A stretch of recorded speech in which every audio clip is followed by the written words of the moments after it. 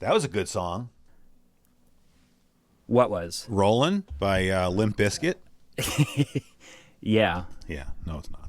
That's a good song. Yeah, it's a great song. One of my favorites. Yeah.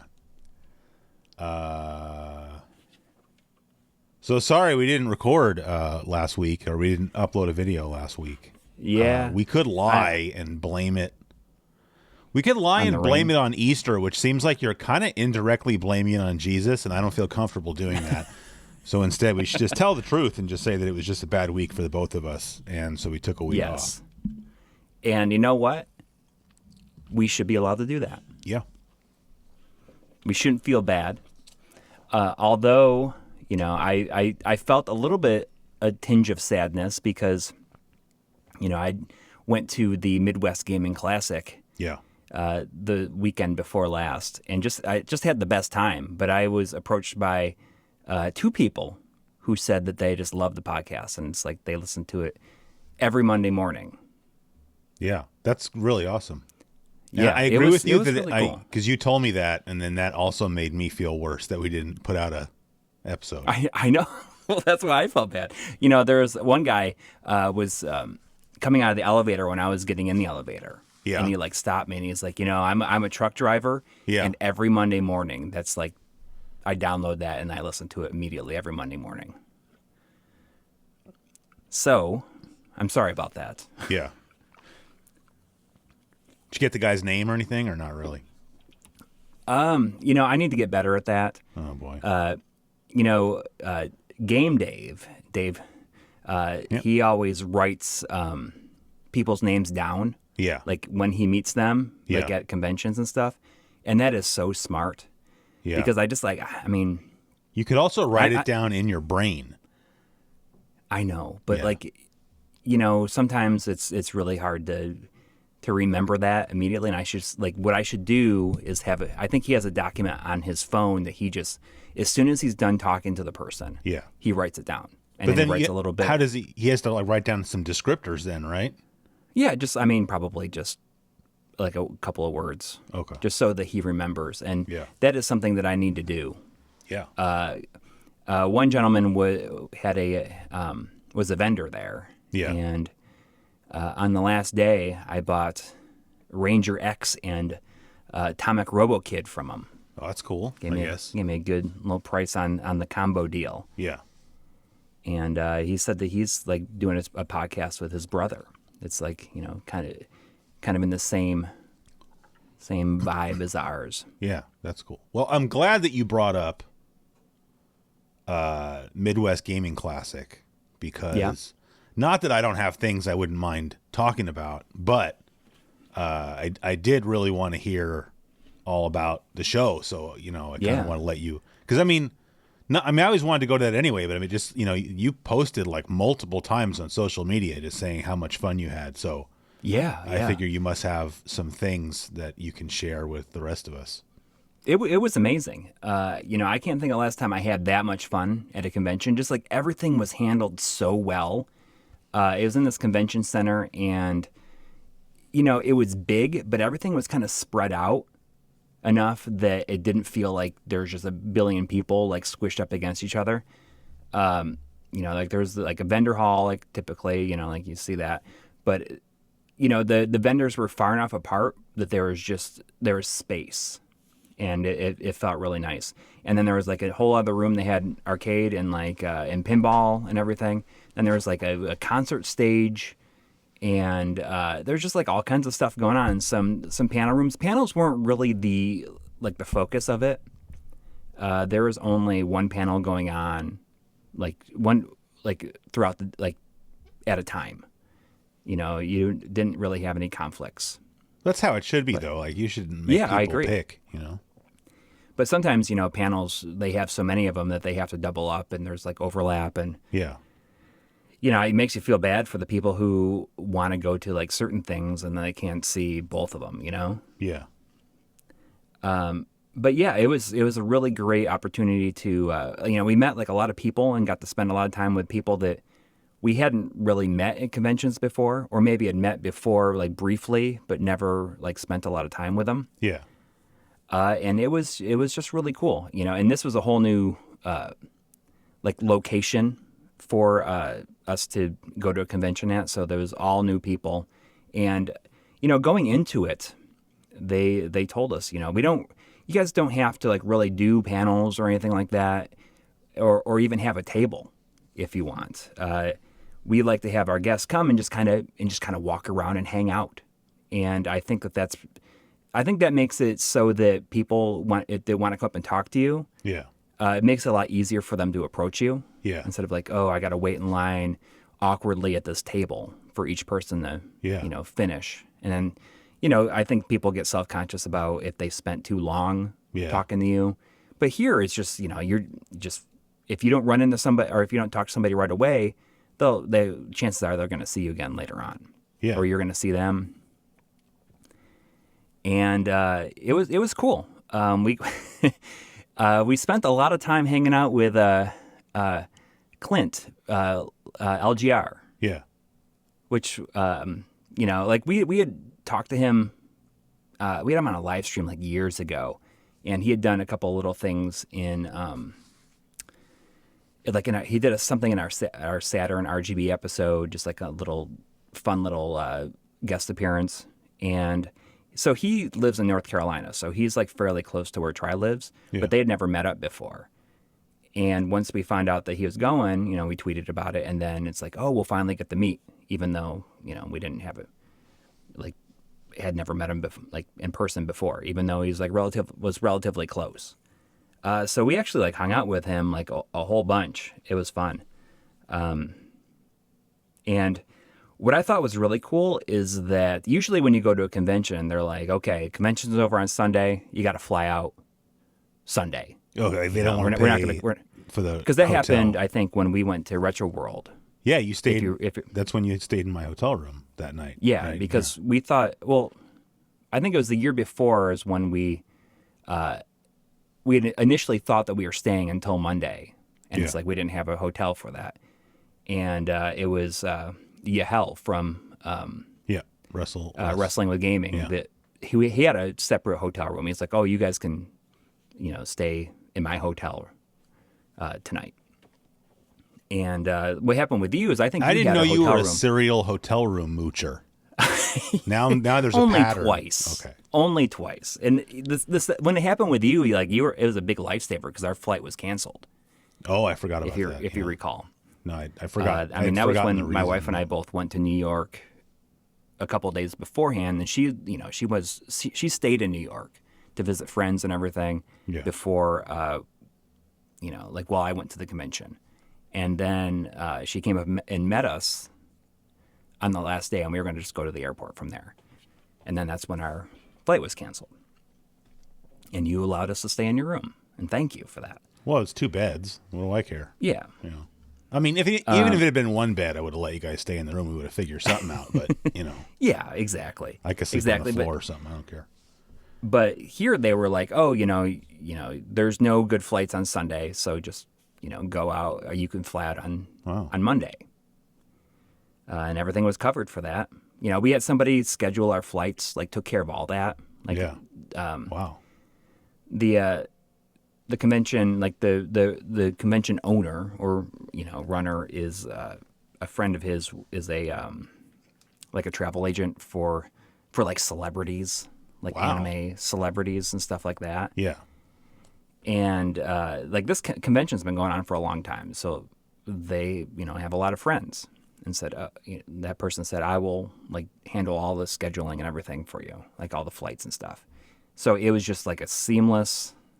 Wow, that's pretty cool. Experience. We had we got picked up at the airport, and it was just fantastic. Everything about it was amazing. The convention has, a reputation for being awesome. Yes. Just it being good, and because it's been around. I think they started in 2001. Wow. And it started in the basement of a Cub Scout. Okay, I didn't know that place or something like that, or something like that. It was in a basement, and it actually started out as a Jaguar convention where people got together and traded Jaguar prototypes and stuff like that. Wow. And, it has a reputation for being awesome, and it blew away all expectations that I had going into it. Yeah. And I hope that I hope they invite us back, because I would absolutely love to go. Yeah. That makes me want to go. I mean, I'll just go. I don't need to be invited. It's just or whatever. It's a cool hangout time. It's just a pain in the butt to get to Milwaukee. That's if it was in like Chicago or something, it'd be a lot easier to get to. But I get it. They live where they live, so I'm not complaining. I'm just saying because I've looked into going before just for fun, and like to go from Sacramento, which is not a major airline hub, to Milwaukee, which is also not a major airline hub, is a pain in the butt. Yeah, well, that's a similar situation that I was in. Tri had a direct flight, and it worked out for him because he flies out of Charlotte, and that's kind of a big hub for stuff, and it goes most places. But I had to fly to Chicago and then fly from there to Milwaukee, and it's funny because that flight from Chicago to Milwaukee is like 20 minutes. Like, you don't even get up to like cruising speed. You just go up and go back down immediately. Yeah. And it's funny because I had a layover in Chicago for about 2 hours. Which airport? At O'Hare. Okay. So the better one. Yeah. Yeah. Really nice. I ate it. Did you go get some Chili's? Oh, I figured you go get some of that Rick Bayless food. The Frontera. Oh, I'm not familiar. Frontera. He's like a celebrity chef, Rick Bayless. Oh. He has he has a show on like PBS or something, but he's Chicago based, and he has like a restaurant chain called Frontera, and then he also sells prepackaged food, but it's all like Mexican, Mexican inspired stuff. Yeah, They I have a that. location in O'Hare because I ate there one time. So it's probably not as good as Chili's though. Chili's was, it is what it is. But Yeah. that airport's so huge. Yes. You might have been like literally like, miles away from what I was Yeah. talking about. Yeah. From one gate to like where I was, getting my connecting flight, it was like 30 minutes to walk it. So, Crazy. it's such a long haul that I was like, all right, I'm going to get there, and I'm just going to eat at the closest place. Yeah. What did you get? But at Chili's. I got a salad. Okay. So, generally what I like to do when I'm traveling, and sometimes I stick with this, sometimes I ill-advisedly go off of it, but I try to eat like as light as I can. Yeah. Because I just I hate traveling and feeling like, oh, I ate too much. I feel bloated. I just feel so gross. Especially I think sitting on an airplane. Yeah. Getting ready to take off, and you have steak and French fries in your stomach. And it's just bubbling, and the air, the pressure in the cabin's doing it. And it's man, I gotta. Yeah, I agree with you. 100%. I just gotta let loose, and I can't. Yeah. It's if I have something like that, it's I immediately just want to put pajama pants on. You know what I mean? Oh yeah, I 100% agree with you. So generally, what I try to do when I travel is I'm going to eat as light as I can, because I just don't like feeling like that. And 2 years ago, was it 2021, I think it was, when we went to Retro World. There's a really good barbecue place in Hartford, Connecticut that's near the convention center called Bears. We went there. I think we had gone there, yeah. Yeah. It's kind of it's a thing that, we generally try to do every time we're there. Although, every other time I've been there, I've eaten light. And then there's, we went there and in 2021, and I'm just going to get this because it sounds really good. I've been eating all day. And man, I had to sleep that night, sitting up kind of, because I was having acid reflux from it and everything. Man, this is the lesson right here. Yeah. And plus, you just get to a certain age and you just can't eat that stuff anymore without, at my age, I wouldn't eat something like that unless it was for lunch.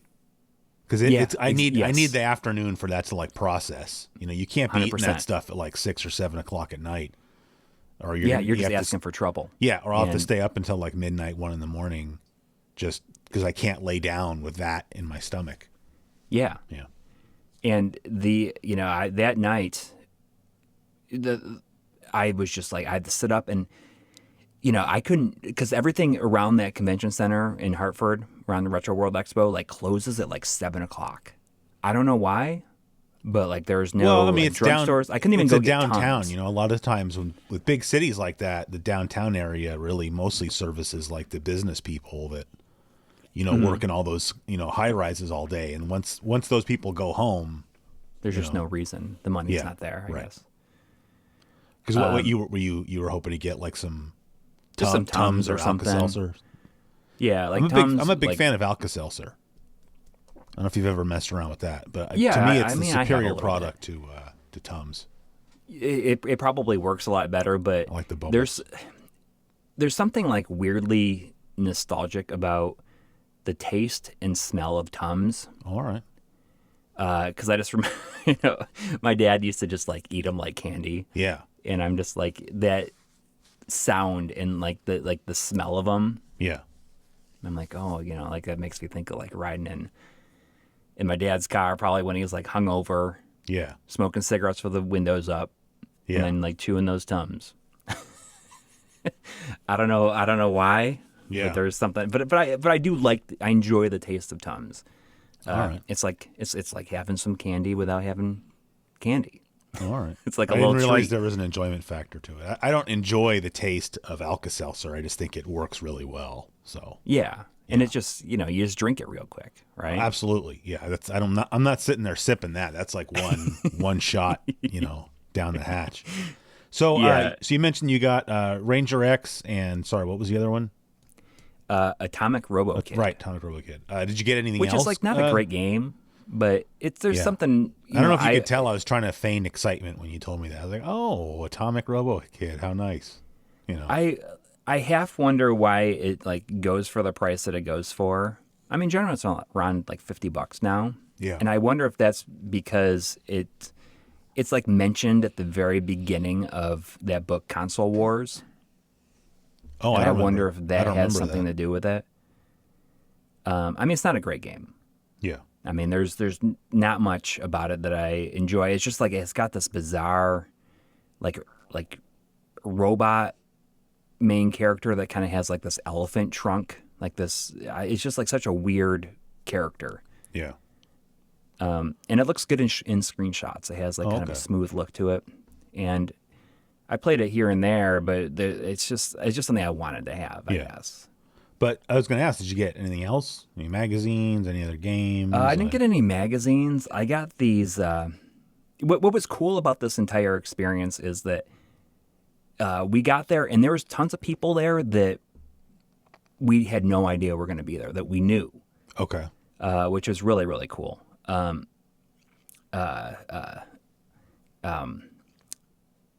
Castlemania Games was there. Oh, that's cool. And Laser Bear.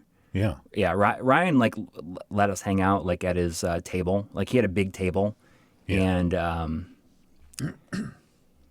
he like sold our Blu-rays because we had some more of those the M2 Blu-rays that we brought with, and he just like sold them and like had them. He had a great idea of saying like you guys should sign them because that is a good idea. There's a lot of people here that would want those signed by both of you, and that's not something they can just like order from us because we can't like sign them and then mail them to the other person and sign them. Right. So it was his idea because he said, I did this kind of same sort of thing for Gaming Historian a few years ago, and he signed some, but then like had some that were signed. What was he selling? Did he have like a Blu-ray thing? Yeah, he had a Blu-ray. Okay. And he said, the signed ones sold out immediately. Wow, look at you. And I just said, you should just open the rest of them and sign the rest of them. Yeah. Which was a great idea. So that's what, he sold those for us, and Greg from Laser Bear was there, and I got these, he has these really cool, like 3D printed LEDs that can be used with a GunCon 3. Are you familiar with the GunCon 3 on the PS3? Apparently not, so please educate me. Well, the GunCon, but this uses like these sensors that almost makes it function like a Wii remote. Oh, okay. because it's HD, so that you can't like you got to make the technology a lot more complicated. Right. And it comes with all this stuff, all these like really like these two LED emitters, and they're supposed to go on top of your TV, but they are just like gigantic. They have super long wires, and the way that they stay on top of your TV is they have these rubber like straps with counterweights on them, Yeah. and they are made for a time when HD TVs were like thicker, like Yeah. where you could balance them on there. But like for an OLED or something like that, which is like super, super thin, Yeah. just doesn't work. Okay. So he made these 3D printed ones that can just like be powered by USB-C. Mm-hmm. And they just go on top of your TV. You just run a USB-C cable between the two of them. And then you just run one of them into like one of the USB Ports on the power TV. supplies. Yeah, on your TV. And it just like powers it. Wow. And it's, for as little as I use my GunCon 3, Yeah. I feel like I'll use it more Sure. because this is way more appealing to me. Sure. And it can also be used like with the Mister and stuff like that. So you can use the GunCon with that. Although you can use the GunCon 2 with it too, which I prefer because I just think the GunCon 2 is the best light gun of all time. Oh, I don't think I've ever had a light gun or a GunCon 2. I have a GunCon 1, or what? Just GunCon as we called it. Right. Well, you should get it too because Time Crisis 2 and 3 are super, super good. Okay. And what I don't like about the GunCon 1 is, it has your trigger, but it has like the A and B buttons on the very front, which makes it like really annoying because you got to hold it like this basically in Time Crisis. Yeah. Where and it's just like not comfortable. Yeah. But with the GunCon 2, it's kind of awesome. Like it has so many buttons and stuff on it. It has two on the side. It has like a D-pad on the for your thumb. Yep. But it also has a button like at the bottom of the handle. Oh, and that's like so reload. You can shoot and you can just like go like this. Yeah. Oh, that's cool. And it's really, really cool. And Time Crisis Right. 2 and 3 are really, really good. All right, I'll check it out. What else?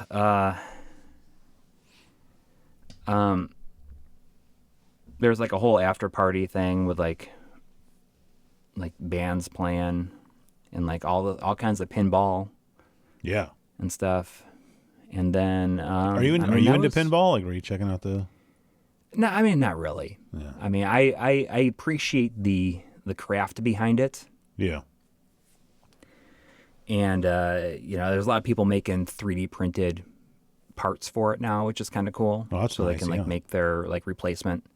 There's one thing I've been kind of like saving stuff to like talk to you about because I didn't want to like go through the whole thing. Yeah.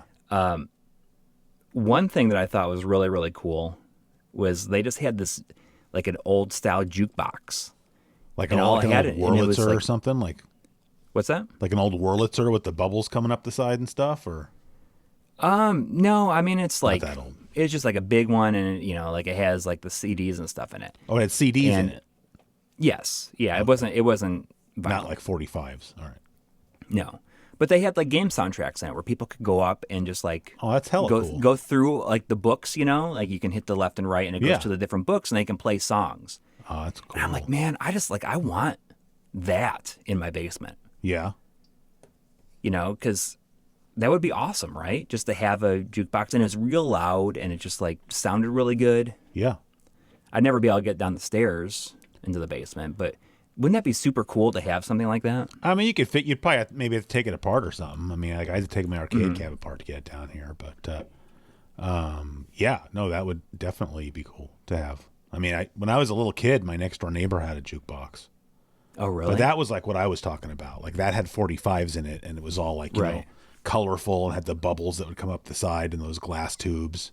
Like I said, like that would be Wurlitzer super cool or something. also, though. But that guy was rich, so because I mean those are very. I mean I don't know, like the one you saw. I don't maybe that's cheaper because it just uses CDs. But generally speaking, jukeboxes are pretty expensive. So yeah, and I'm not sure how much they like even make new ones because Well, now it's all you go and they have like the touchscreen stuff. It's all digital. Which I think I've thought about this a lot because that changeover happened while I lived in New York. Yeah.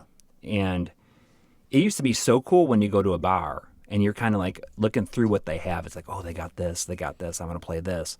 But when you just have everything, it loses its novelty, I think. Yeah. What was that? That wasn't Mel's, was it? Was it Johnny Rockets or something? Like one of those like chain, like 50s diners where they would have the thing at each booth. Like, okay. Like you could Johnny remotely, Rockets. Like it would have the little thing and you could flip through them and you could put in quarters, right? But it's like they were all connected to some central thing, right? Like it's not like you didn't get to listen to your own private music. It's like just whenever it came up in the queue, whatever you had ordered would come on over the whole, like, speaker system. It was pretty neat. Yeah. And it's cool to be able to do that and, like, force your choice of music on other people. Yeah. Unwillingly. But now it's all this is like bull crap because it's like, oh, you can pay, 50 cents more to jump to the front of the line. Oh, man. And it's just like, it's not fun anymore.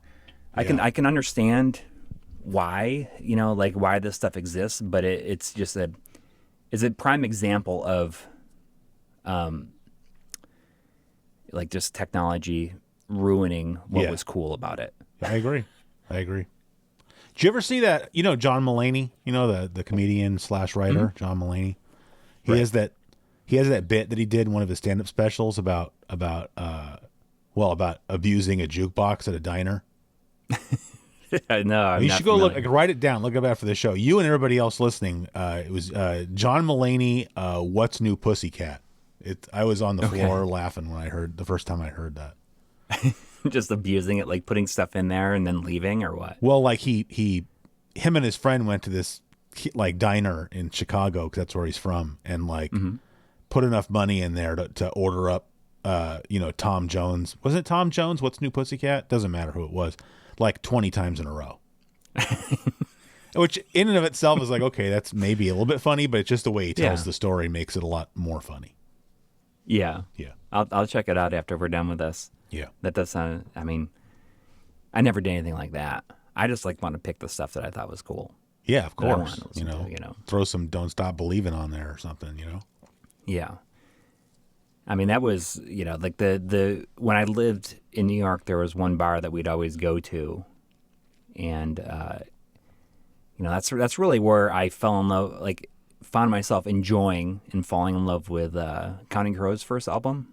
Like an album that I'd never really given a chance before. But that first one is real good. Okay.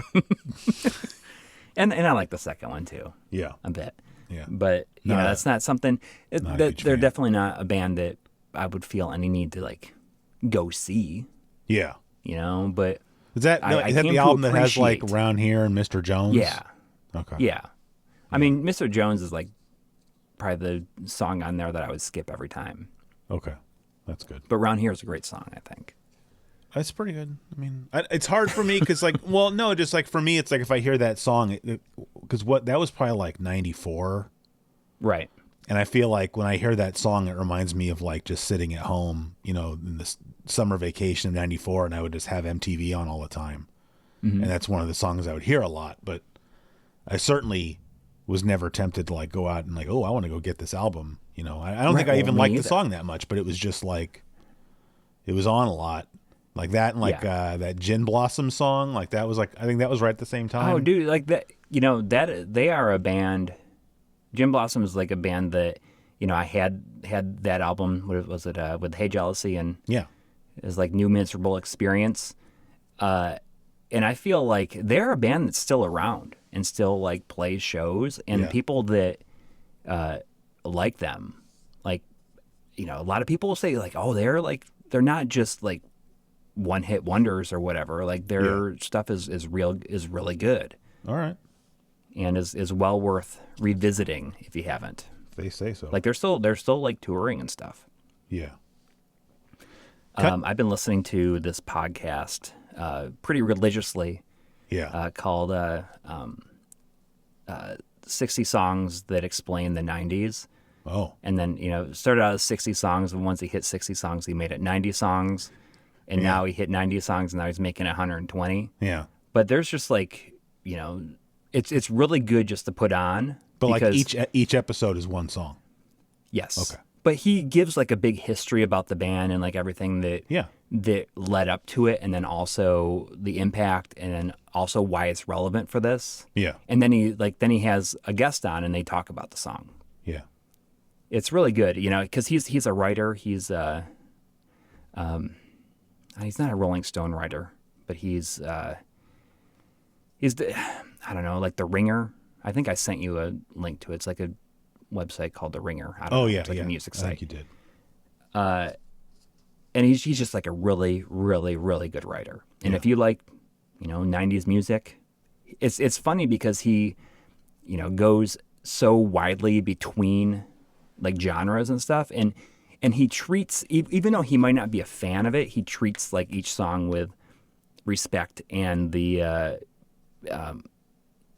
just kind of tries to explain like why it makes sense for it to be there. Okay. So he's not pulling a Pat Finnerty then. No, there's almost no, he's like not knocking on anything at all. Well, or making fun of it. It's really genuine and very interesting. Yeah. Well, I appreciate that, Yeah. I get it. It's kind of, I forgot if I sent it to you or not, but I was watching a Folding Ideas episode, like right. I was watching an older one, and it was like, I don't know, I'm not familiar with like who the Nostalgia Critic is, although like if you're not familiar, it doesn't matter, because you can watch this episode of Folding Ideas, and he explains who the Nostalgia Critic is. And right. Anyway, I guess I might explain for people who don't know. It's like Nostalgia Critic does something maybe sort of similar to like the Angry Video Game Nerd, but with like movies, where it's mostly just like you're taking a piece of media and just sort of using it as like the substrate from which you're going to just like, make a bunch of dumb jokes that are basically ragging on it, Yeah. And anyway, but someone left this comment in there talking about a comment on the video, basically saying that, because of how old they were and when they grew up, during their formative years, they watched a lot of that kind of content, whether it's Angry Video Game Nerd, Nostalgia Critic, or anybody else does that kind of stuff. And the commenter was saying that it took him a while to, it kind of warps your relationship with media. Yes. And especially with the stuff that's covered on those shows, where like somebody might take a movie or a game or whatever. I'm sure there's many other, personalities that do that kind of thing. It warps your perception of that, because maybe that was your first exposure to that movie or a game. And, because that's something I deal with on my shows. I feel like there's people that they think some games really suck because they saw an Angry Video Game Nerd video. And it's like they don't understand, or they were just like at an age where you didn't question stuff. And it's like, no, he's just using that as a way to like riff off of that and make jokes, in this character that he has. It doesn't mean the game actually sucks, Exactly. There was a comment very recently on our channel on this video that tried it like several years ago on the Virtual Boy. Yeah. And he talks about how it works, and just like, hey, let's look at some of the games on it. And, it's as most of our stuff is, it's looked at with like, hey, this is pretty neat. It's like what it was doing. And there's a comment on that video that said, like, I can't believe you wasted your time with this. James Rolfe told us exactly how good this thing was years ago. Yeah. There you go. And it's just like, okay, so are you just like unwilling to say, is there any merit to this at all to you? Like, I mean, has he like removed any kind of interest? Yeah. That you might have in it? That's probably someone that watched that video when they were like, a teenager or something, and like you just They probably didn't even watch our video. Yeah. And just said like, I can't believe you made this this 25-minute long video. Yeah. Like looking at this thing and saying that it's like, it's not complete and utter junk. Yeah. But I don't know. I mean, I felt like that comment was kind of obvious, but at the same time, I had just never really thought about it that way. And it was interesting to hear it from somebody that would apply to, of like, yeah, you know, I sort of blindly watched this kind of stuff because at the time, because of my age, I thought it was funny. And then like, Yeah. you know, and maybe, I mean, it bears mentioning that, you know, the video this was about, so this Nostalgia Critic guy, he did a video about Pink Floyd's The Wall, you know, which, you know, it's one thing if you want to take, you know, some 90s superhero movie and use that to make stupid jokes about, you know, but there's like literally nothing funny about The Wall, right? If you understand what that movie and that album are about, like that's not the kind of thing that you make stupid jokes about. Unless you completely don't understand what it's about, which, I mean, if you watch Folding Ideas video, it seems like, you know, that the whole thing just went over Nostalgia Critic's head. And you just like, I got to watch that then. So you should.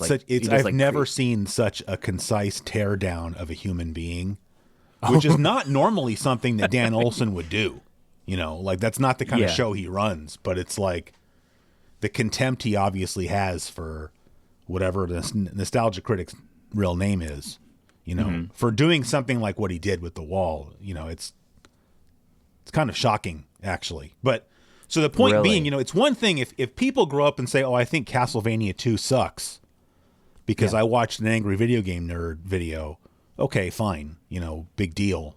But, you know, if you grew up thinking that, you know, The Wall is stupid, you know, it can be not your thing, and that's fine. Like if you don't like Pink Floyd or you just don't like, you know, you saw the movie and didn't like it, that's fine. But it's just like, this is not the kind of thing you make jokes about, in my opinion. Right. And so to see the comment on something like that, you know, that's kind of why it hit, you know, when I saw that comment, I was like, oh, wow, you know, because like, yeah, that's,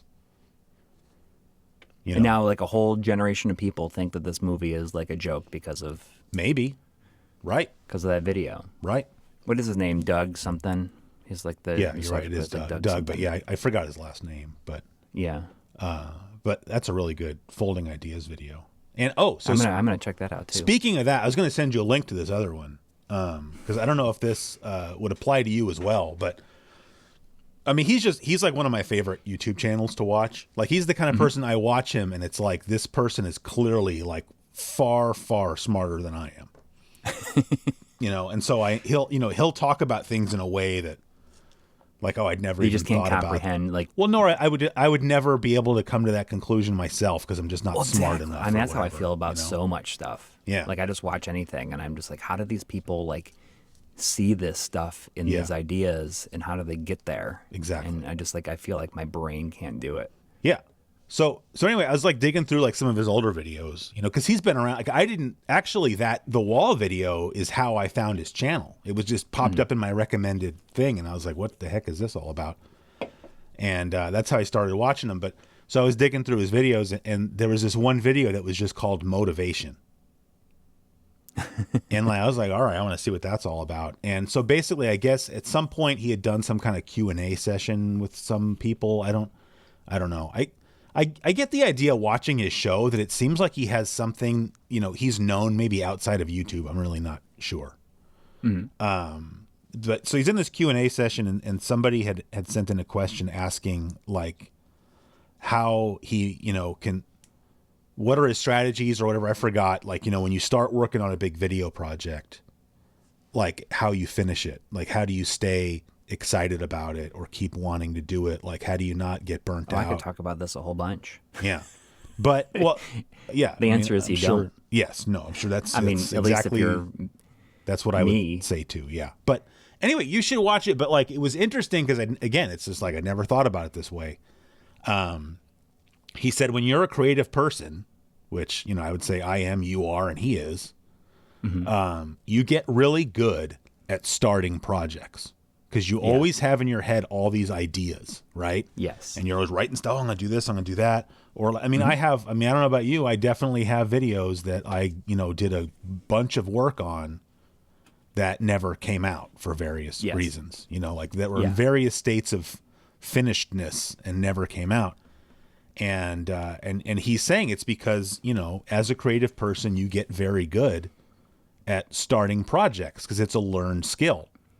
Yes. But finishing projects is also a learned skill. But because you don't finish projects nearly as many times as you start them, that's a learned skill that you have not developed to the same extent. Yeah. And I could see that. And I mean, I'm not going to go through the whole thing of what he said, but basically he was talking about, having smaller projects that you can do so that you can build up the skill of like finishing things. Yeah. Which is definitely what we did early on in the channel. And then they got so big and then they just like, they feel endless. Right. And what I was going to say is like, when you're doing like a big video on a device or a product or something like that, when you're done, it's like, I don't even want to use this anymore. Yeah. I mean, that's how I feel about most of my analog consoles. Yeah. When I'm done, it's like, I don't even want to use it anymore. Yeah.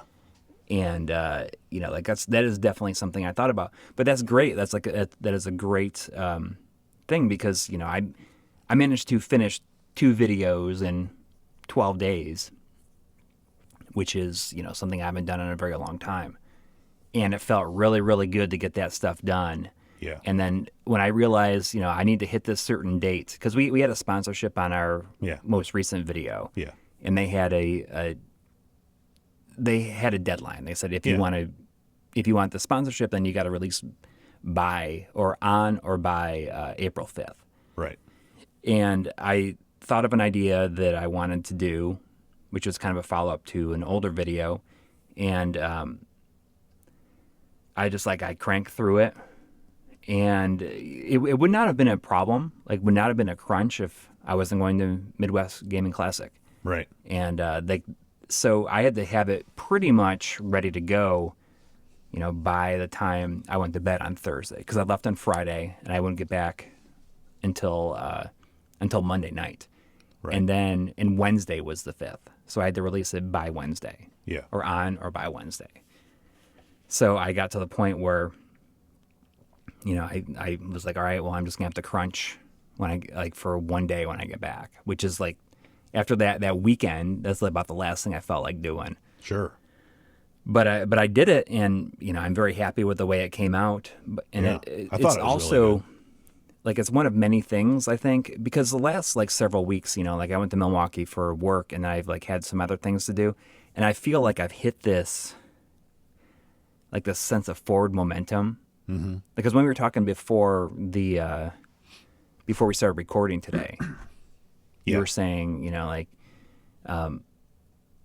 you're teasing me about like not being in a good mood, and I feel like I've been in a better mood than I've been in a long time, because I've finished some projects and I've had this forward momentum that I'm excited about. Yeah. I've been going to the gym like every other day. Yeah. And like just doing a lot of stuff. Like now that it's warmer, I've been going on walks, with the dog, and just like working out certain ideas. And like I just feel really good, and I want to keep that forward momentum going. Yeah. So I'm not letting myself stop and think about like, oh, I don't really feel like doing this right now. I'm just going to do it. Yeah.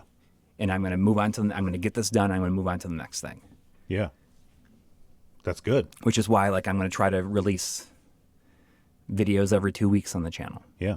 So, well, I mean, I think because this is something I feel like you and I have been talking about, maybe not on the show as much, but like for the past month or at least or so. And, I've been trying to kind of take inspiration from that and do the same thing, Yeah. I mean, that's part of the reason I set up, not to go over all that again, but that's why, I set all this up. And then, I think since the last time we talked, I have this awesome cart over here that I set up. Yeah. That's right. Which, I mean, it's a neat cart, but it's supposed to help make it easier for me to make videos, like to minimize and it's working. Setup time. Oh, dude, it's awesome. But I mean, like since the last time I talked to you, 3 of those I was going to say, rentals. Since the last time I talked to you, I've uploaded 3 videos. Yeah. Although and they're like all over an hour. Well, yes, but I mean, it's because they're done live, so it's like yes, they're over an hour, great, but though. they're not really edited. But that's kind of the point. I'm trying to figure out a way, like, how can I make content that, and I hate that word, but like, how can I make videos that like I can. You don't want to die after you're done with it? Well, yeah, I mean, stuff that I can make, that's a more efficient use of time without the quality suffering, And yes. it's like, for me, that's and that's kind of what I told you about, that ROM hack video and that Anbernick video, because it seems like that was a concern of yours. But yeah, like watching those, like to me, there's nothing about those videos that is like to me, all of like the hallmarks of like your show as far as the quality goes are still in those videos. Right. And that's, I mean, that is exactly, that means so much to hear that, because I think before the Anbernick video came out, I was worried. It's like, oh, people not gonna care about it. Yeah. Or they like, and it doesn't even matter if people care about it. Yeah. Honestly. And I said, I just want to get it done.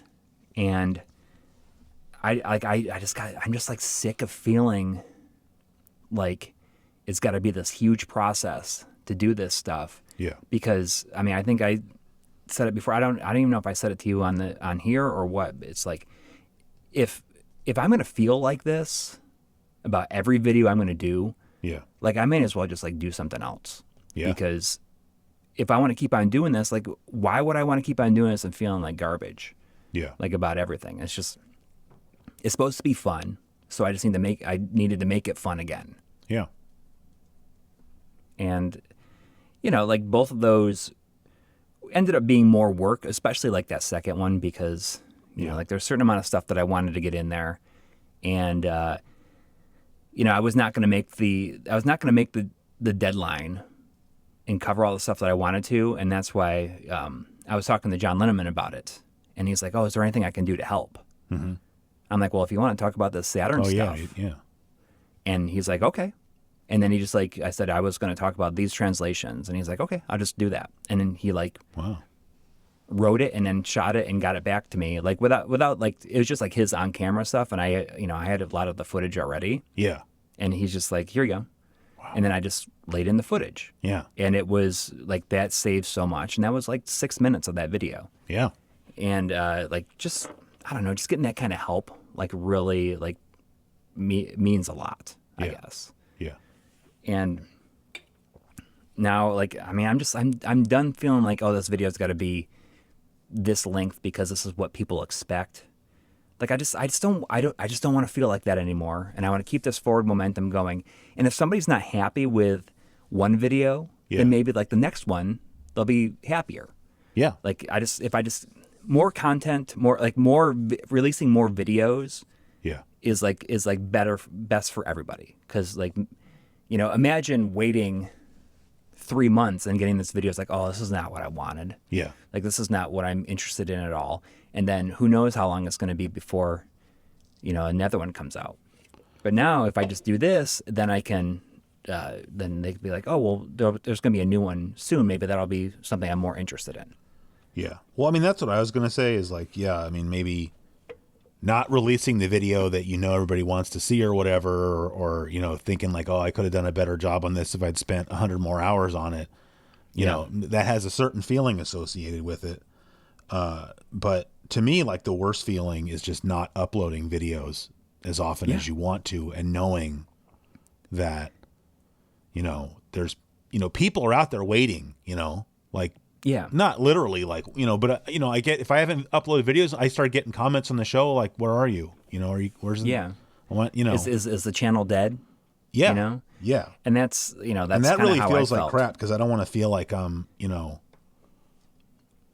know, a rated PG term for it, but I don't, I don't want to, you don't want to string people along. It's like I have this channel, the 2 channels that are supposed to be active. I've got Patreon, like either, crap or get off the pot, Exactly. I mean, that's what I think. I always think about like what Randall says to Dante. Yeah. Speaking of that, just what?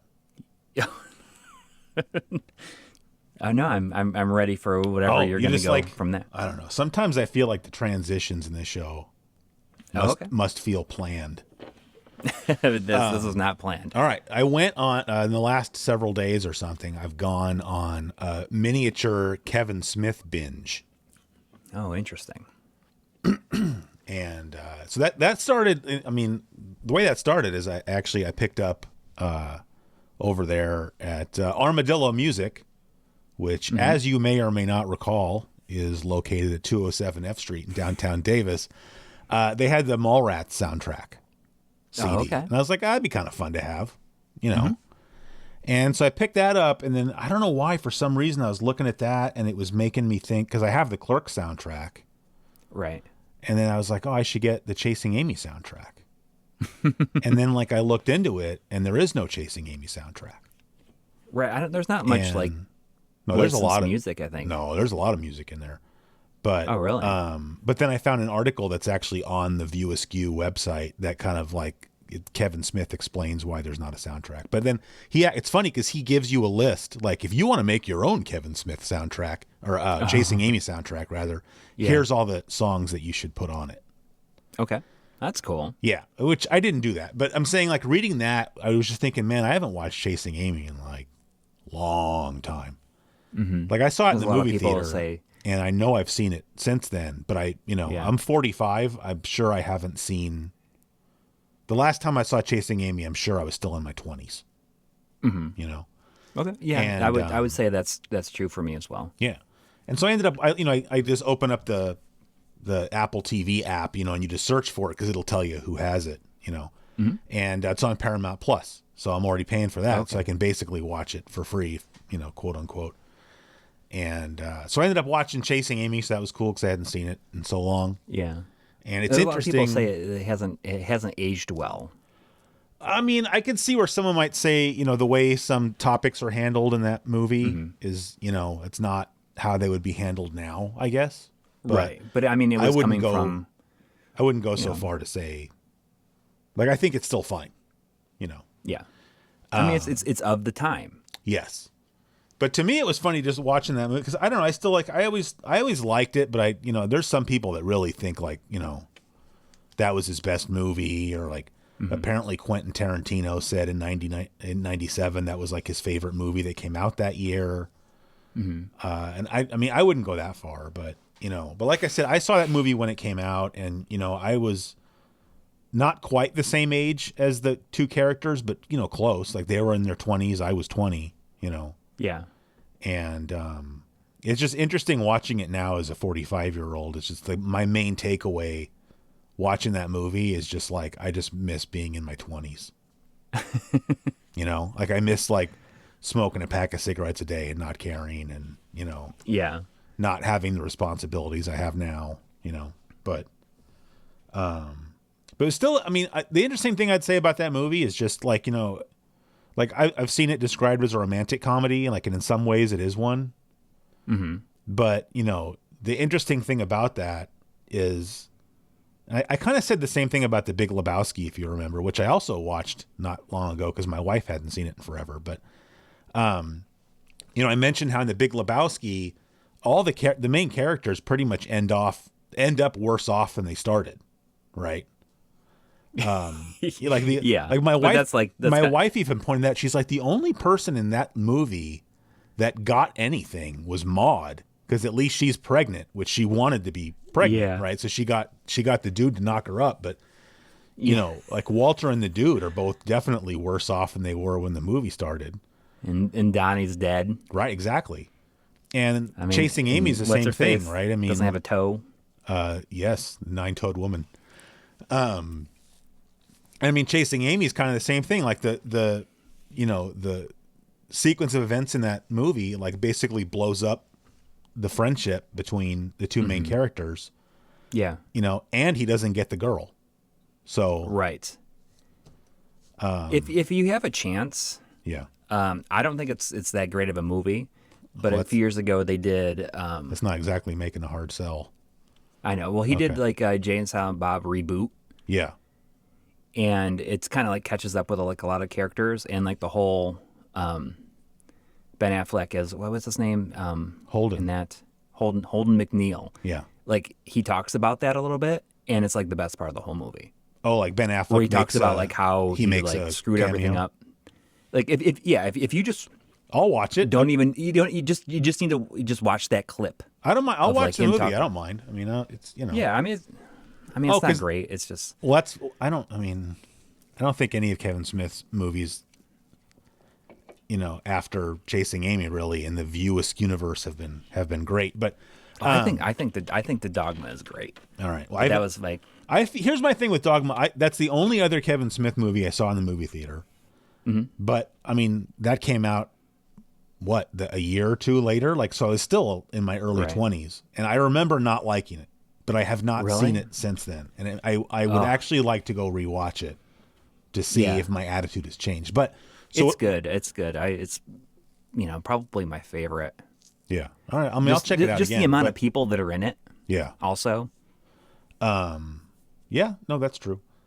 But yeah, no, I'll check out the reboot because right now I'm in like a Kevin Smith mood, I guess. But so what I was going to say is after I watched Chasing, I think it was like the next day or something, or a couple days later, I went ahead and rented Clerks 3. Oh. And I don't even remember. I was talking about. You remember the last episode? Speaking of which, Jesus Christ, we're like an hour into this. You're listening to episode 25, the Silver Jubilee episode. Here's my question for you. On the last episode, I mentioned that I watched the first season of Picard. Right. And I made a comment about how I appreciated that it was light on fan service. And like, I didn't really go into it too much, but I really, really, really hate fan service in like movies and TV shows. Like, I think that fan service shows a Any basic amount? I mean, a little bit is, I guess, like understandable, but I just think that fan service shows like a basic level of disrespect, both for the intelligence of your audience and for the art that you're creating. Okay. So I think it's pandering, and I really don't like it. And I just feel like at some point, I just feel like all those View Askew-universe movies just became just fan service movies, like I mean, I think that it's front and center, happens immediately after Dogma. Yes, that's what I'm saying. I say this a lot because I think that Dogma was like the last like really good movie that he made, because after that, it felt like he was just like having like gross stuff to try to like be as gross for the sake of being gross. Yeah. And it just like it lost a lot of its I don't know, like humanity, I guess, in a way. Yeah. Like there's moments in there, but But so Clerks 3, for anybody who hasn't seen it, I'm not going to go through the whole plot, but basically it's Dante and Randall come up with this idea that they're going to make a movie about them working at Quick Stop and at RST Video. And it's literally just fan service the entire movie. Yeah, basically. they're literally recreating shots and scenes from Clerks. And here's the thing. If they had done it like once or twice, you would have thought like, oh, that's pretty cool. But it's like most of the movie, or a lot of the movie, is just them reenacting. It's like all of a sudden it switches to black and white, because of course they're shooting it in black and white as Clerks was shot. And they're literally line for line, the exact same camera angle, recreating the original movie. And like, and then, I mean, can I spoil the movie? Do you think that's uncool? Like, who cares? Well, let's just say if you haven't seen Clerks 3 and you want to, you want it to be completely like fresh. Yeah. Just like, skip ahead. I don't know, skip ahead. Skip ahead 30 seconds. Who knows? So Dante dies at the end.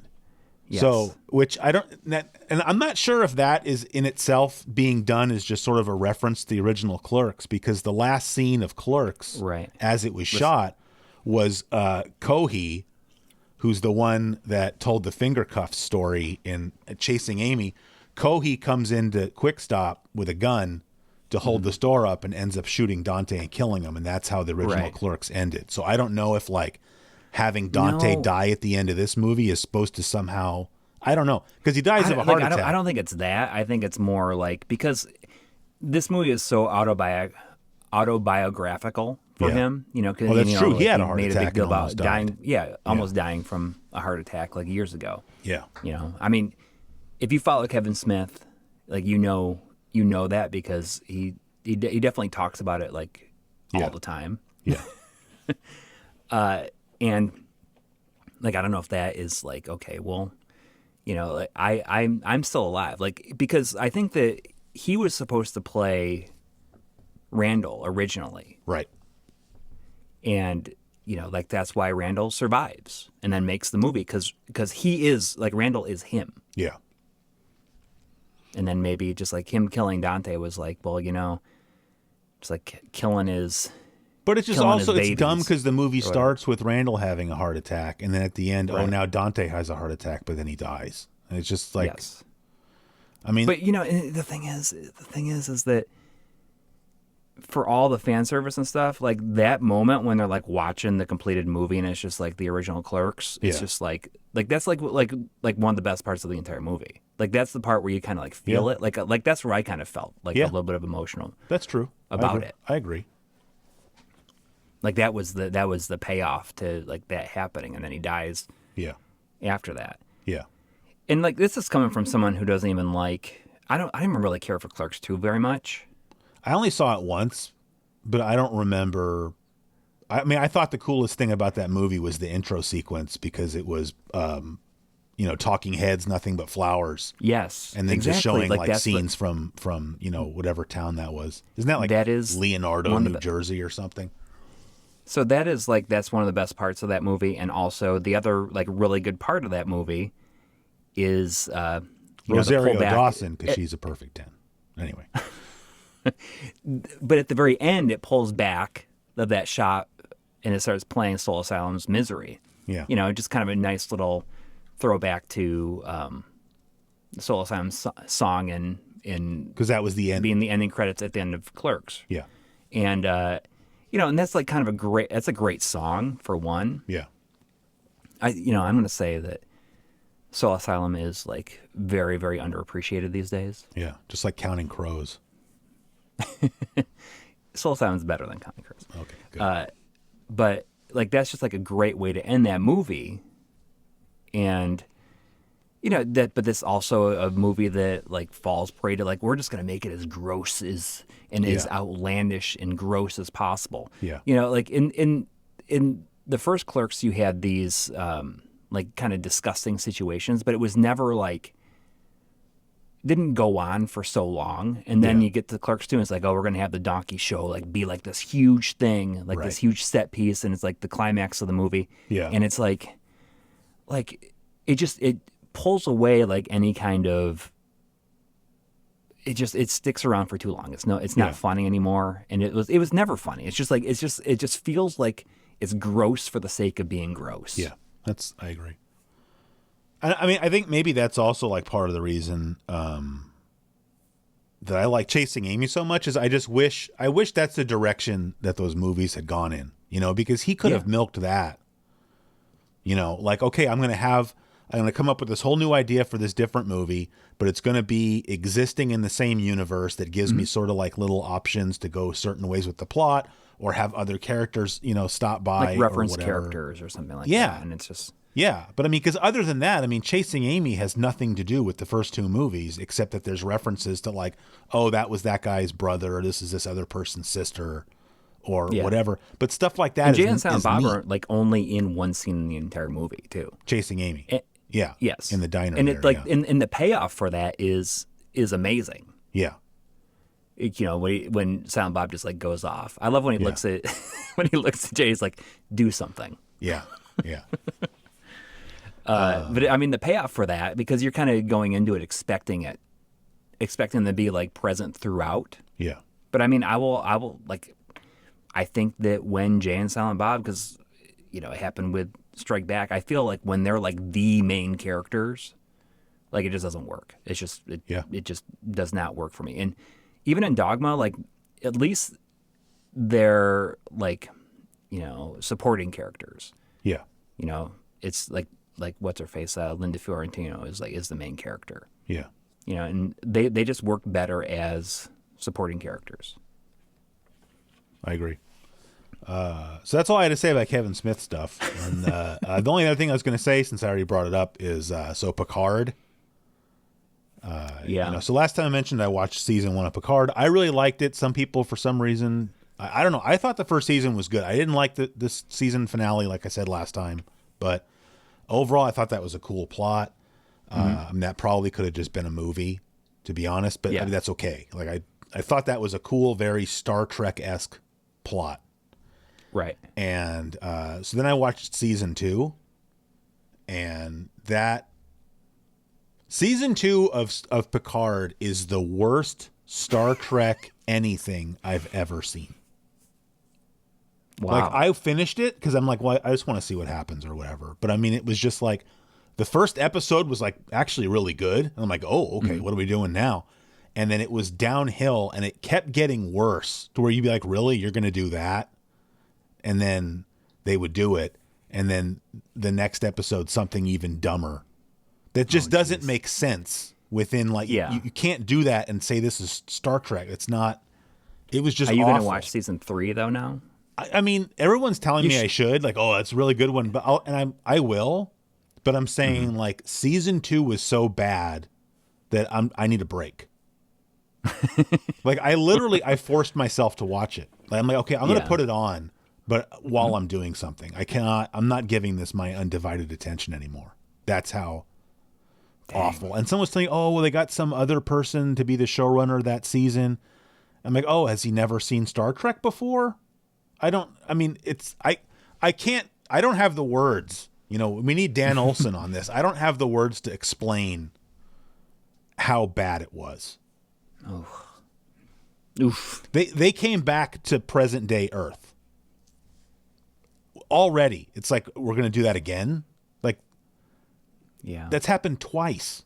It's like, why do you think, oh, let's do that again? Like, with the next generation. Only thing it's like, did you not have any money for a budget? Because obviously, if you have it take place now, you're going to save a lot of money.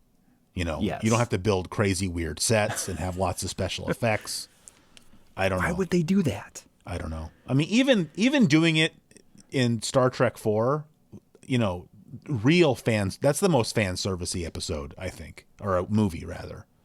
Yeah, Star Trek 4, and I like it because I saw it when I was a kid, and so to me, it's like, you know, was one of my go-to movies as a kid. But other than that, like, it's a pretty stupid movie, Star Trek 4. Yeah, yeah, and it's just like the culmination. I guess it's just the, I guess the coda to the whole Spock dying type thing. Plot. Yes. It's like not even. I mean, it's been a long time since I've seen it, so I can't really comment. Yeah. On how much it interweaves with. I mean, did the whales like play like an important role to like the Project Genesis or something like that? No. Is that like what do you mean? why they have to bring them back from the past? No, remember there was that weird space probe that came to Earth to talk to the whales, and then like somehow that was causing all this weird like electrical interference and these storms. I mean, it's been a long time since I've seen it. And so they're like, we got to get, like, Spock was the one that figured out that they're trying to talk to whales. Right. But whales were extinct. That was the problem. Is like, by this time humpback whales were extinct, and so Spock's like, all right, we got to go back in time and get some whales, and bring them back. So because otherwise this probe is like not going to leave.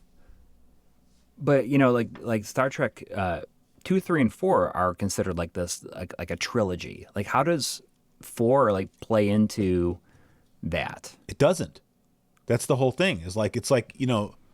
They in Star Trek 4, it's like they leave like wherever they were, because Star Trek 4 starts right at, you know, it's like continuity wise, it's like the next day after Star Trek 3 ends or whatever. Or just like, you know, 3 starts like immediately after 2. Right, that's what I'm saying. So it's like one big story, but you know, they're just basically, I think they were like, okay, we got Spock back. I think they were just, if I remember correctly, in 4 they're just trying to cruise back to Earth.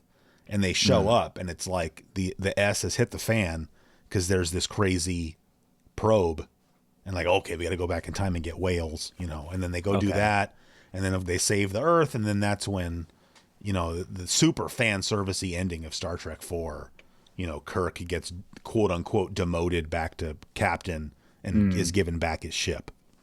Yeah, but other than that, I don't know. I'm not. I mean, I feel like the best part about Star Trek 4 that I remember is like DeForest Kelly's is the best part of that movie, where he goes into the ER or something like that and just like heals a bunch of people. Oh yeah, and just like, I mean, it's just like he was always one of my favorites anyway because he's just a little crabby, you know. Yeah, crabby. Damn it, Jim. Yeah, I want to say grumpy, but crabby is a lot better. It's Yeah. a better descriptor, I think. Yeah. And then the funny thing is, like, in this Picard season 2, they even made like dumb joke references to Star Trek 4. Like, you remember in Star Trek 4, like they're on a bus. It's like, I think it's just Right, Kirk and yeah. Spock are on a bus, and there's that punk rocker guy with the spiked Yes. hair, and he's listening to what was Johnny Rotten's band before Public Image Limited, when he was doing the punk songs. Sex Pistols? Yeah, thank you. So he's listening to like Sex Pistols real loud, and that's when they're like, oh I yeah, didn't even know he was like in another band. when- Like, how did you like know? I've never even heard of this other band that he was in. Public Image Limited. never. I think there's like songs like "This Is Not a Love Song" and "Rise." I'll send you. I think you'll hear him and go, "Oh, that song." You probably you'll be like, "Oh, I didn't know that was the same guy." Okay. Anyway, so the whole thing with like, because doesn't Spock like Vulcan nerve pinch him or something because he won't turn off his boombox? I don't remember, but so then there's a scene just like it in Picard. They're on a bus. Some guy's got his boombox out. I forgot what song he was listening to, but then like they're like, "Hey, could you turn down that music? That's like super loud." And the guy's like dressed up like a punk rocker, and he's like, "Oh yeah, I'm sorry. That's really inconsiderate. You're right." And like turns it off. It's like, come on. Just the whole season is just so stupid. Like, that they're sitting around writing this, be like, oh, it's going to subvert these expectations. It was just we're like, gonna and have then this punk the rocker whole just say like, oh, I'm being real polite. The whole overarching thing of season 2 is like, did you watch Next Generation? I mean, I talked to you a little bit about this. Like, I've only seen like select episodes here and there. All right. Well, there was this recurring character called Q. Yeah, I'm familiar with Q. Okay, and Q is like immortal. He's like, has like godlike powers. So he's immortal though. Mm-hmm. But he makes himself look old in this so that he can better relate to he's Picard. dying. That's season 2 is Q is dying, and it's like making him kind of go crazy a little bit. And so the whole reason that all this stuff has to happen in season 2 is because he's screwing with Picard again. And then like in the last episode, they have like this big heart to heart. Q and Picard, where basically Q's telling Picard how much he loves him, and that's why he always did all this stuff to him. And then like they hug, and then Q has to use up whatever like energy he has left to send them back to, the 23rd century or whatever. And that finally takes Q's life. It's just so like, who thought that was a good idea when they were pitching ideas Well, for they just season wanted 2? to fit, like, because doesn't Data die at the end of the first season or something like that? Well, Data died dies in, at the end of Nemesis, the movie. Right. Yeah. Yes. But then, like, Data is like, Well, he he exists in like some kind of weird virtual form in season 1. But wasn't and then he his dies like a isn't second his like time. brother or something like that, like Lore or something like that? Yeah, there was no lore though in Picard yet. I don't actually know whatever happened to Lore, so I don't know. But that's what I'm saying is after all that, it's like I don't know if I trust. I'm going to give you like 7 or 8 hours of my life to watch season 3. I don't know about that. Yeah, but I mean, when it's 1 hour a week, it's like, all right, well, I guess I can spread that out. But it's like if you're sitting down and being like, this is what I'm going to spend my weekend doing. Right. Like, I can understand being annoyed. I got stuff to do. Like you just said, we're getting the warmer weather. I want to spend more time outside. I went cycling on Sunday. That was nice. Yeah. Yeah. Yeah. We're past. It's amazing. It's amazing. All right. Well, listen, we're like an hour and 15 in. Yes. And you said you have some. Yes. Some. Roll it. Hang on. Oh boy. I don't have it queued. Are you serious? Dead air. You're not hearing that, are you? Not at all. Which makes me think that neither is anyone. It's my mixer. All right, I don't like this. Everything has gone downhill since you got that mixer. No, it has not. What brand of mixer is that? It's a Yamaha. Hey, everybody listening to this right now, never buy a Yamaha mixer. It ruins podcasts. Here's my question for you. You've got to keep one and eat two. Pick one that slaps, and the other two that drop. That's my question for you. Thank you once again to Shane in Prince Edward Island, in or on, for the theme song there. And if they record themselves playing that to an audience at a live show, oh my God, that'd be awesome. You know, we would love to feature the live version on the show. Yeah. All right. Here's your three options. These are all pretty closely related to each other. Okay. All right. The first one, and we're in a weird time right now, I feel like, I'm going to leave, go to work, and it's like, should I wear pants or shorts? If I go outside, I'm going to be too warm with shorts on, but then I'll come in the house and it's too cold in here. I want to put a pant, So we're kind of in a transition period right now where you probably don't need any of these three things right now. But you have needed some of them recently, and you're going to need one of the other ones coming up here pretty soon. So number one is hoodies. And I'm going to leave it up to you if it's pullover or zip up. Okay. Because that's key. From what I've seen you wearing, you seem like you're more of a zip up hoodie guy. Yes. Which so 100%. Am I. I got the zipper right here. Okay. Number two, clothes fresh out of the dryer. Like it's a cold morning, you pull your robe out of the dryer, it's still warm. You get some wool socks, because especially because you can't feel your toes, like wool socks fresh out of the dryer, I would assume would be more helpful for you.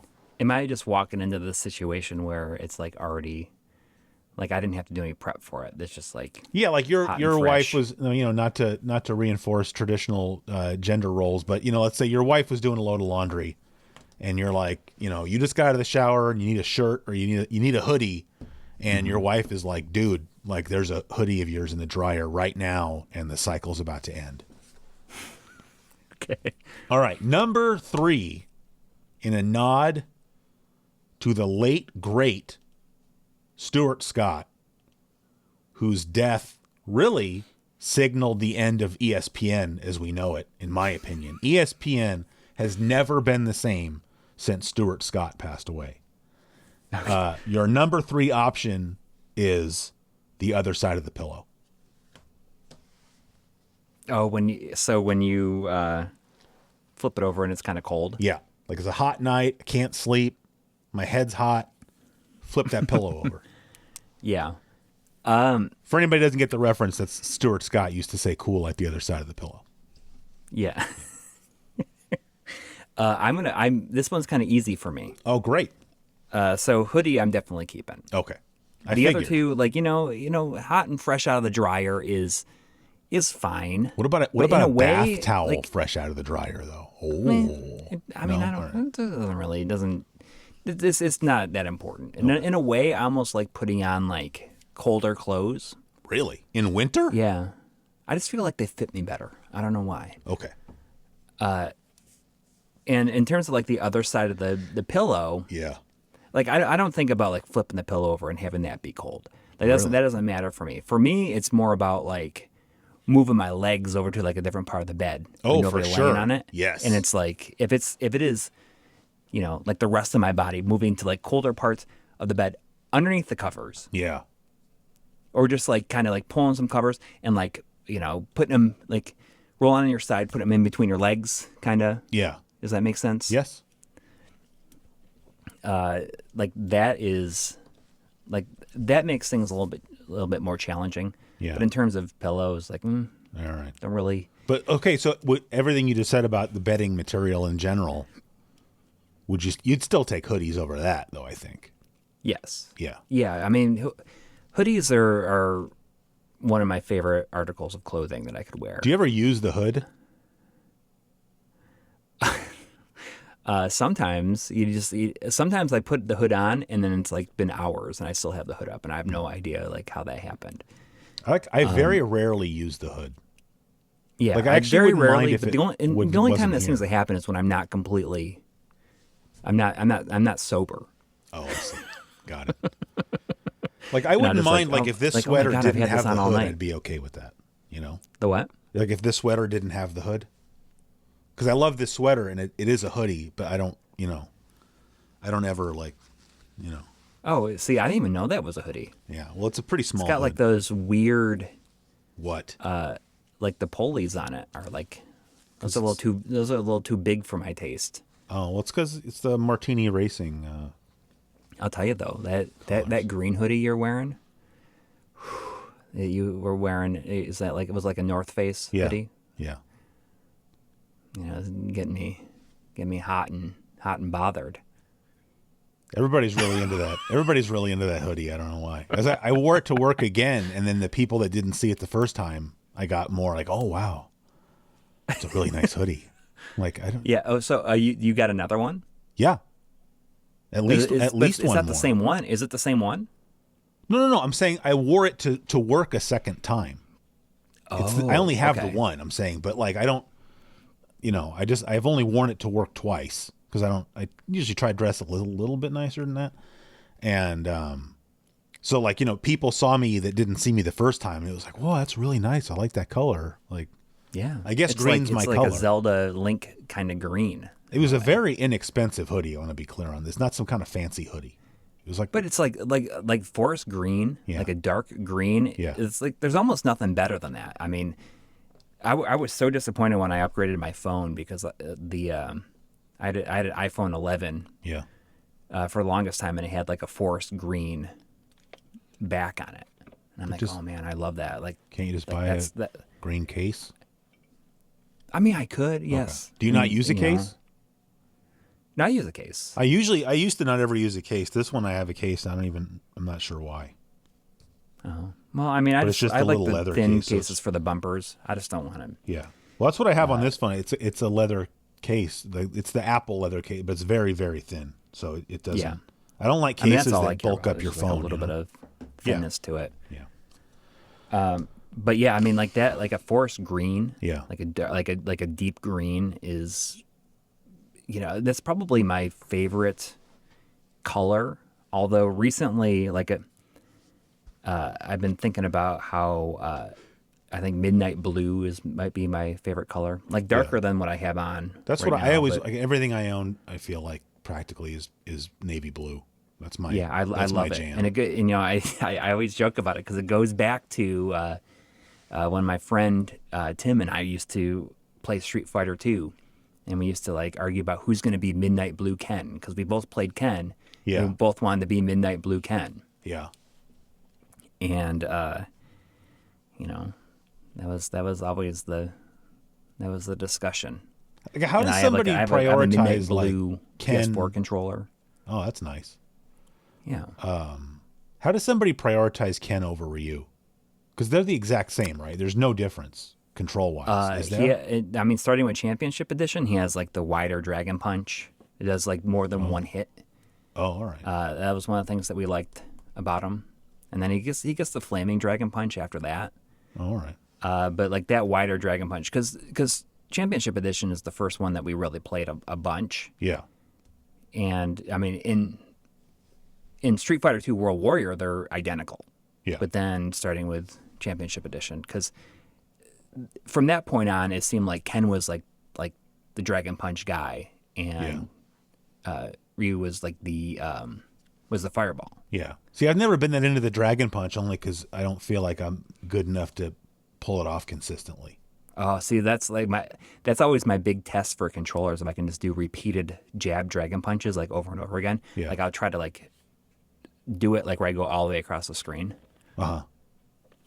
And I always liked it because, you know, it has like frames of invincible frames where like fireballs would like go right through you. Right. So I'd use that back in the day. Yeah. I mean, I should train more on that. Like I always just used fire. I'm big into the fireballs and then whatever that sort of helicopter kick is. Yes. Yeah. The hurricane kick is, Yes, I mean, I'm sorry, I always you're called correct, it by of course. whatever EGM called it. Yeah. No, I think hurricane kick is correct. Mm-hmm. Yeah. Before we really go quick, though, you speaking of didn't EGM. mention that. How was the EGM panel at MDC? That was good. I shot the whole thing Yeah. and recorded everybody. I mic'd it up and stuff. Yeah. So I'm going to put that all together and then I will pass it off to them and they can do whatever. But it was really cool. We actually, you know, I said before that we recorded all this stuff for an EGM documentary like 4 years ago or something like that. Yeah. And what was cool about this trip is that we shot like a whole bunch of video, not only for EGM, but also for like the Analog Frontiers series. We got a couple of new people for that to finish that out. But what's kind of cool about this is like we shot an interview with Mike Vallis, who was a writer, who was there like pretty much longer than anybody else. Yeah. I mean, he got hired in like 91 or something like that, and he was there until like 2002. Yeah. Wow. So he was there for a long time, and he was, went through the whole Ziff Davis change. He is definitely a talker. Yeah. He enjoys talking, and we shot a really good interview with him. And he was really the only one that we could talk to that was there long enough that would be able to talk about like the changeover to Ziff Davis, and then what happened when they moved offices to like California and stuff like that. Yeah. So it had some interesting insight. Yeah, that's cool. On that. Last thing, and we got to end the show, but I don't know if you saw, and because I told you I watched Chasing Amy, right? And so I found, I don't know if you saw, I posted on Instagram, like I loaded the movie back up on my computer so I could take a couple of screenshots, showing them playing Genesis, and then another scene where like Banky is walking past the TV and you can see the game is paused. Right. So I could figure. I was never sure which hockey game they were playing, so I was able to determine that it was NHL '96. And then, as we've talked about on the show before, on Mallrats, Brody is playing NHL All Star Hockey on the Saturn. Right. In his basement bedroom. And then I'd never noticed this before because I also, when I was talking about, I did a little mini Kevin Smith binge. I also watched Clerks. The original Clerks. I haven't seen that in a long time because that's also on Paramount Plus. And maybe I never noticed this because maybe I've never seen the movie in like a higher definition before. I mean, I know the movie, the way it was shot, it's very grainy. But I'm saying like you know, I used to have the movie on VHS tape. Right. And anyway, there's that magazine rack in the store, and a little bit earlier in the movie, I think it's during the 37 scene. There's a scene where Dante's standing in front of the magazine rack, and you can see an issue of Megaplay. Oh, really? Oh, you know what? That does sound familiar. Yeah. Is it like the Streets of Rage? Is it? You can't tell. All you can see is Megaplay, and it's cut off right below the title. Oh, that's cool. cool. Because I'd never noticed that before. I just thought that was cool. Yeah. Yeah. All right. That's the last thing. That's pretty cool. Yeah. All right. Well, that's it then.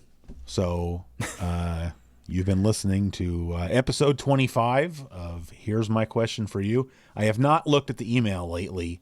Hopefully there's some new emails. If you'd like to send in an email, here's my podcast at gmail.com. If you'd like to buy the email address, here's my podcast at gmail.com, you can email us about that as well. But you better come heavy because we're not selling that cheap. We got it fair and square. Yes. All right. All right. And we'll see you next time. Yep. Have a good week. Care.